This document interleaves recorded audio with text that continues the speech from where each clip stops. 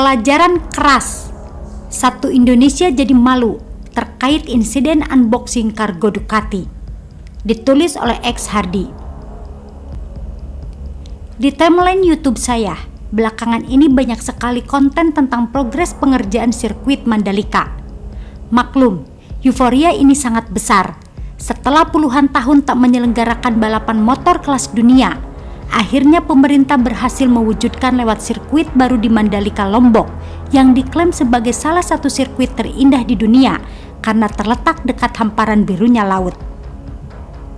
Ada yang upload konten tiap hari, ada yang pakai drone, ada yang bahkan sampai masuk ke dalam proyek.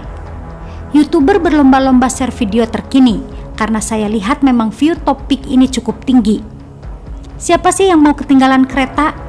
View tinggi akan sebanding dengan mendapatkan dari iklan AdSense yang dipasang di video bersangkutan. Saya yang secara pribadi tidak terlalu suka dengan balapan motor pun ikut senang dengan Mandalika ini. Bayangkan saja, negara sebesar Indonesia tidak menggelar MotoGP padahal fans bejibun. Malaysia bahkan sudah lama menyelenggarakan MotoGP. Fans di Indonesia banyak yang terbang ke sana untuk menyaksikan langsung.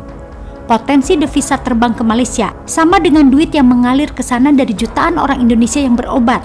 Entah sudah berapa puluh triliun mengalir ke sana. Bahkan kita ketinggalan dengan Thailand, Singapura, sudah lama menggelar F1 di sirkuit jalanan.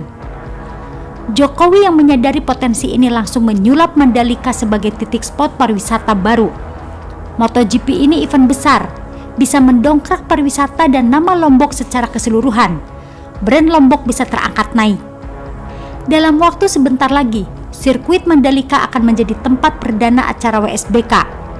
Tapi belum juga acara dimulai, terjadi insiden yang sangat memalukan Indonesia. Kabarnya sudah menyebar luas ke seluruh dunia. Adalah insiden unboxing motor Ducati oleh oknum tak bertanggung jawab demi konten kalau menurut yang saya baca. Tim Ducati marah besar karena kargo motor milik mereka di Mandalika dibuka secara ilegal.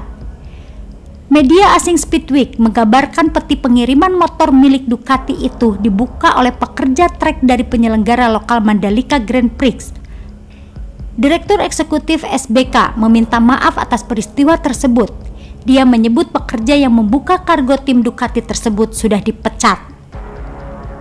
Tapi di media lain disebutkan bahwa pelaku unboxing bukan salah satu panitia lokal, melainkan oknum.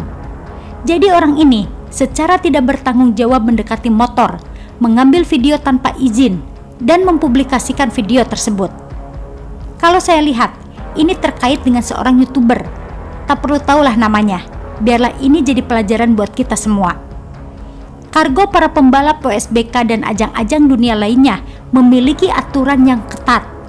Hanya orang tertentu yang boleh membukanya, yaitu otoritas kepabeanan, negara penyelenggara, dan tim pemilik kargo. Pihak panitia lokal pun tak diperbolehkan membuka.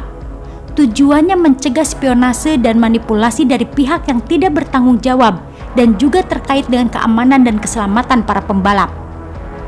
Jadi paham ya, ini soal keselamatan. Menurut yang saya baca, saya coba merangkai. Jadi kalau ada yang kurang tepat, mohon diralat. Katanya unboxing motor tersebut sesuai prosedur, dibuka untuk mengecek kelengkapan dokumen. Tapi ada yang memvideokan dan memviralkan sehingga jadi salah paham. Nah, masalahnya ada tindakan utak-atik motor pula. Gawatlah, yang bersangkutan pun mengaku salah sudah mengambil gambar tanpa izin. Pastinya bikin malu saja. Nama Indonesia terlanjur tercoreng, padahal belum juga pecah telur. Belum menggelar satu balapan pun. Saya lihat ini terkait dengan konten demi mencari view yang banyak. Sebenarnya ini miris. Demi konten, aturan dan logika dilanggar. Banyak sih yang seperti itu. Demi konten, demi popularitas, mereka ngegas bikin konten tanpa memikirkan dampaknya. Oknum ini, terlepas mau dibilang salah atau tidak, telah membuat kesan pertama yang sangat buruk untuk Indonesia di mata internasional. Meski Dorna sudah menerima permintaan maaf dan memaklumi, ini adalah kartu kuning buat Indonesia. Kesan pertama langsung muncul berita negatif. Seperti yang saya katakan, banyak YouTuber bahkan yang dadakan ikut meliput Mandalika ini. Harusnya sedari awal, jangan beri izin siapapun yang masuk atau dekat dengan batas yang ditentukan. Hanya yang berlisensi yang boleh masuk. Inilah akibatnya, karena lalai jadi malu. Bahkan banyak sekali komentar pedas akibat insiden ini. Begitulah dari Kura-Kura. Bagaimana menurut Anda? Artikel ini dilansir dari siwet.com.